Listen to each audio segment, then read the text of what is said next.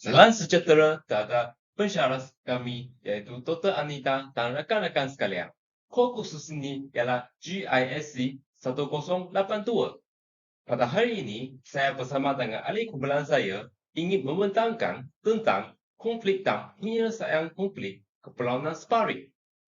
Pada pendahuluannya, saya ingin memperkenalkan diri sendiri dulu. Nama saya Anson Kong Howard. Dan saya Olivia Chen Zhihui. Sekarang, saya akan membuat pengenalan tentang isi kandungan terlebih dahulu. Isi kandungan yang pertama ialah isu konflik Kepulauan Spratly, termasuk Lak Punca. Isi kandungan yang kedua ialah kesan konflik Kepulauan Spratly terhadap Malaysia. Seterusnya, isi kandungan yang ketiga ialah perlindungan Kepulauan Spratly berkaitan dengan sejarah. Isi kandungan yang keempat ialah penyelesaian berkaitan dengan tingkatan Malaysia dalam isu perlindungan Kepulauan Spratly dan kesan terhadap tindakan Malaysia. Isi kandungan yang kelima ialah kesimpulan dan akhirnya ialah sumber rujukan.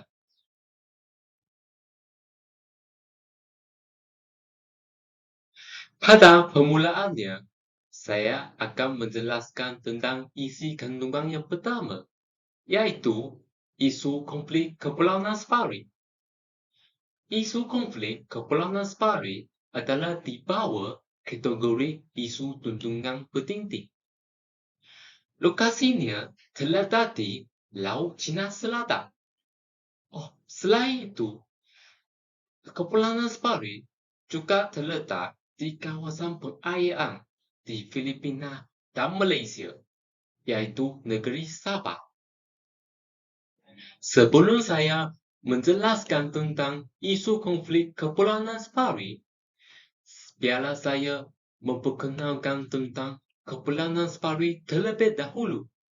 Kepulauan Spratly mempunyai lebih 30,000 buah pulau dan 9 buah pulau besar. Kawasan persetukuan ini juga mempunyai keluasan sebesar kira-kira 425,000 kilometer persegi dan berkoordinat garisan keutaraan 10 mil dan ketimuran 114 mil, menjadikan kedudukannya berada di Lautan Cina Selatan.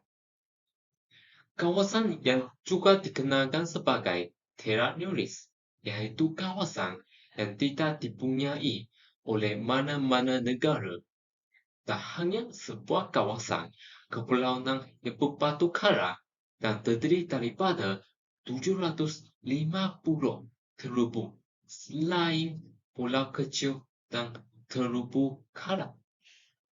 Pada permulaannya, saya nak memperkenalkan tentang negara-negara yang terlibat dalam isu konflik Kepulauan Spratly. Yang pertamanya adalah Malaysia. Negara yang berikut adalah Filipina, Brunei, China, Vietnam, dan Taiwan. Soalan yang pertamanya yang saya ingin tanyakan ialah mengapakah negara-negara yang berikut ingin merembah Kepulauan Spratly? Ini adalah punca-punca yang berikut. Pertamanya, kita lihat dari segi ekonomi. Pertamanya adalah kekayaan perikanan. Laut Cina Selatan adalah salah satu kawasan penangkaran ikan yang paling kaya dan terumbu karang yang diperikatkan oleh negara-negara adalah merupakan tempat perpiakan penting bagi ikan-ikan. Lantas komuniti di beberapa bagian Laut Cina Selatan mempunyai kedalaman yang agak dekat dan luas. Banyak populasi masyarakat di kawasan Laut Cina yang menggantungkan hidupnya dari sumber ikan tersebut. Kepulauan Spratly kaya dengan hasil makanan laut dan super protein atau berkualiti dan sukar untuk ditemui di lokasi lain. Saya bagi dua contoh untuk menyokong pendapat saya. Pada tahun 1996, Filipina menduduki kedudukan ke-13 di kalangan 51 negara dalam mengekspor ikan yang terbaik di dunia dengan jumlah mengekspor sebanyak 1,8 juta ton. Pada tahun 1995, Malaysia mengekspor ikan sebanyak 1,1 juta ton yang bernilai 2,7 juta ringgit. Sekarang kita masuk ke dalam isi yang kedua dari segi ekonomi, yaitu minyak dan gas. Sumber kekayaan laut mineral, terutama gas dan minyak, merupakan salah satu produk yang paling penting bagi pembangunan satu negara. Menurut data yang dikeluarkan oleh The Geology and Mineral of People's Republic of China, PCR, menyatakan bahawa kandungan minyak yang terdapat di kepulauan ini berjumlah sekitar 17,7 milion tan dan merupakan ladang minyak ketiga besar di dunia yang boleh mendatangkan keuntungan berlipat kali ganda bagi negara yang memiliki kepulauan ini. Dari pandangan saya, kita boleh lihat negara-negara negara-negara yang berikut ingin merembuk kepulauan safari disebabkan oleh kebanyakan sumber alam semula jadi, terutama adalah minyak dan gas. Dan sekarang kita masuk ke dalam dari segi politik, yaitu kedudukan strategi. Kepulauan safari ialah kedudukan laluan utama penerbangan yang strategi.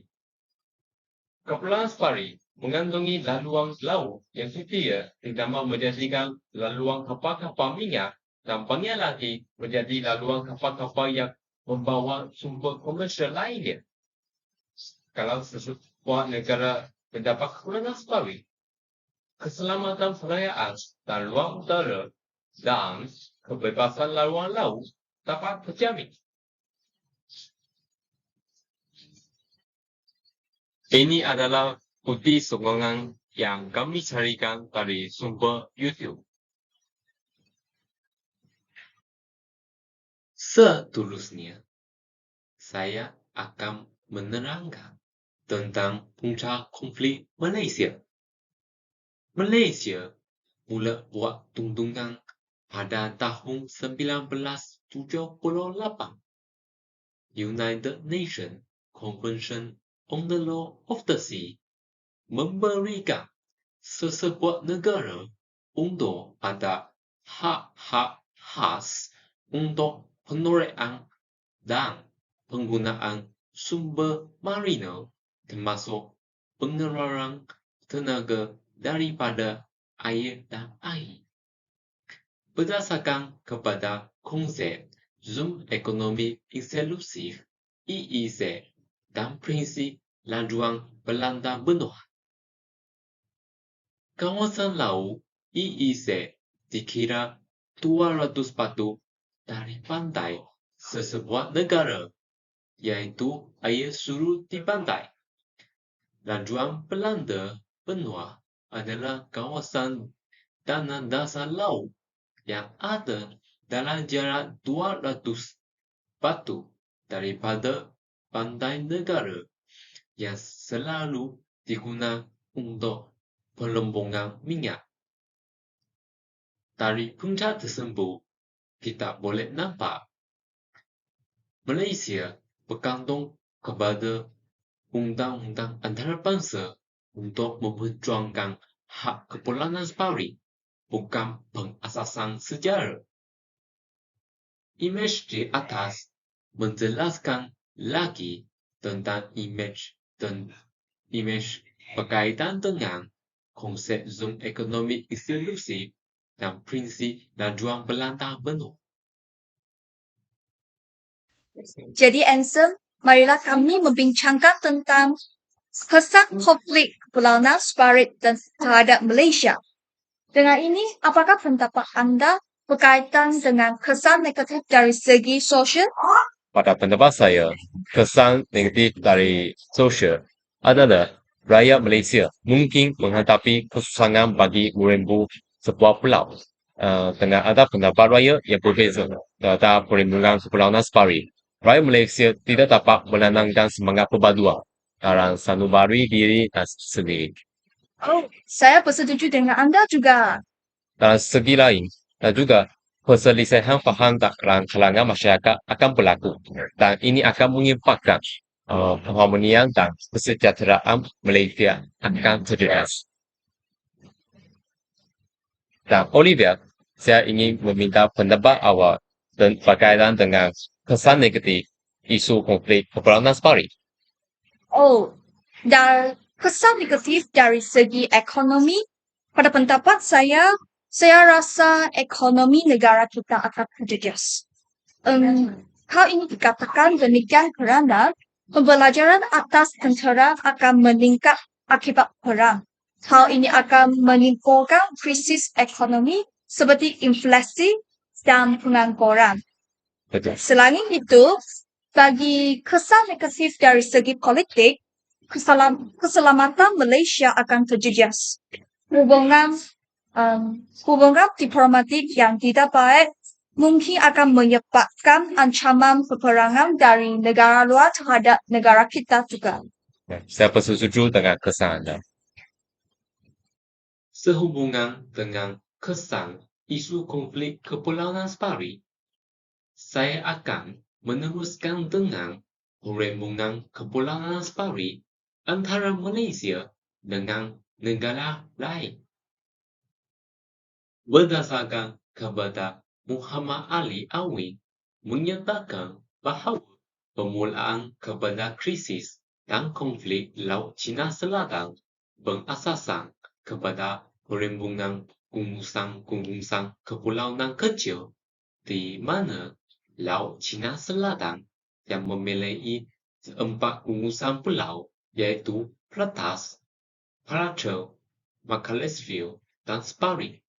Dari keempat-empat pulau ini, hanya 2 pulau sahaja yang menjadi rembungan, iaitu Paracha dan Sparring, yang dituntun sebanyak 6 buah negara, iaitu Brunei, Filipina, China, Vietnam, Taiwan dan Malaysia. 12 nama tersebut ialah nama terumbu kepulauan kecil yang Malaysia mahu dalam Kepulauan Aspari. Di sini, saya akan menerangkan sejarah tentang perembungan Kepulauan Empunya Kem dan Pulau Layan-Layan. Dan sekarang, saya nak berkongsi satu kes gagal yang berkaitan dengan isu perembungan Kepulauan Aspari antara Malaysia dan Vietnam. Malaysia mula dulu dengan Empunya Kem yang merupakan perembungan dengan Vietnam. Pada tahun 1980, rundingan sudah diadakan, tetapi Malaysia gagal dalam rundingan tersebut. Dr. Mahathir pernah mencadangkan kepada Perdana Menteri ketika itu, Tun Hussein Ong, supaya kerajaan menentu pulau itu kerana lebih hampir dengan Malaysia.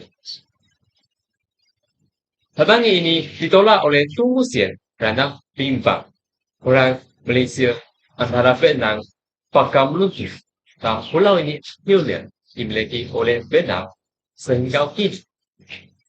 Gambar tersebut menunjukkan Kepulauan Empunya Kem pada masa kini. Gambar tersebut ambil daripada sumber internet. Selepas Malaysia mengalami kes gagal iaitu isu perembungan Kepulauan Empunya Kem, pemimpin Malaysia mengumpulkan pengalaman dan melakukan kes berjaya dalam isu perembungan pulau yang seterusnya, iaitu Kepulauan Layan-Layan. Pada tahun 1981, Perdana Menteri ketika itu, iaitu Dr. Mahathir, terus mengatur langkah agresif untuk menduduki pulau itu. Pada tahun 1983, latihan tentera sudah diadakan oleh Malaysia, Australia, New Zealand, Britain, dan Singapura, iaitu perjanjian 5 kuasa pertahanan di Laut Cina Selatan. Dari latihan itu, tentera laut Malaysia berjaya mendarat di pulau itu. Selepas beberapa tahun, pulau layang-layang berjaya dimiliiki oleh Malaysia. Kedua gambar-gambar ini menunjukkan tentang kepulauan layang-layang pada masa kini. Pulau layang-layang berjaya diperkembangkan oleh Kerajaan Malaysia sebagai tempat pelancongan. Tempat pelancongan tersebut dapat meningkatkan ekonomi Malaysia. 3 tahun kemudian, Malaysia berjaya menduduki 2 lagi terumbu. Pada tahun 1999, Malaysia membina sudut di Erika Reef dan Investigator Snow yang juga dituntun oleh Filipina. Pada tahun 2005, Malaysia mempunyai kawalan ke atas 6 daripada 12 pulau-pulau kecil yang ditutupi. Sekarang, saya ingin membentangkan usaha penyelesaian konflik.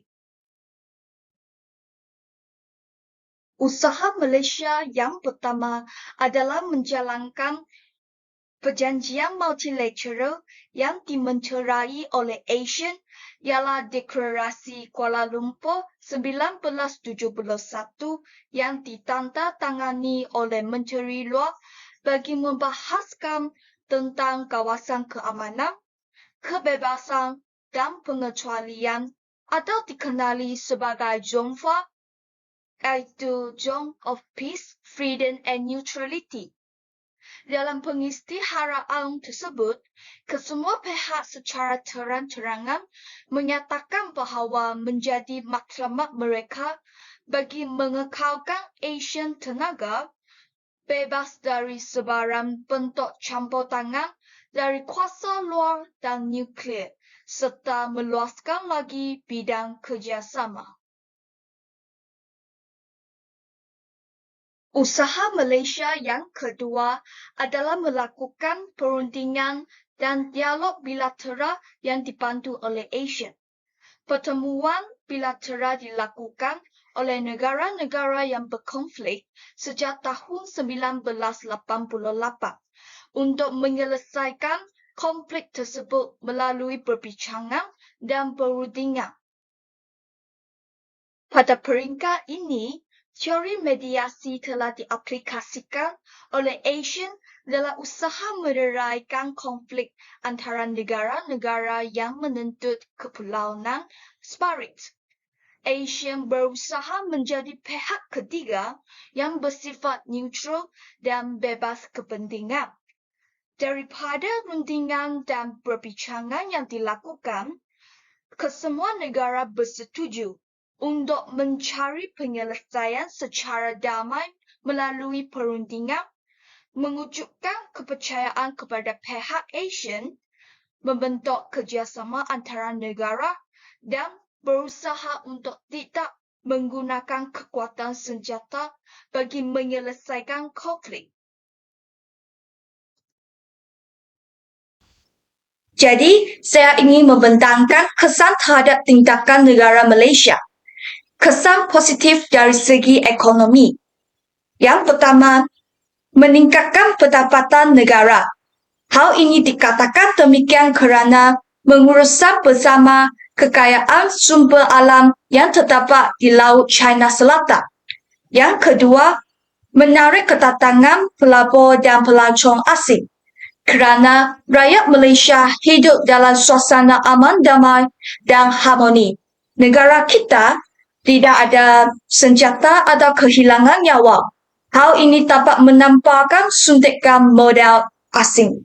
Yang ketiga, tidak mudah dicampur tangan oleh kuasa asing.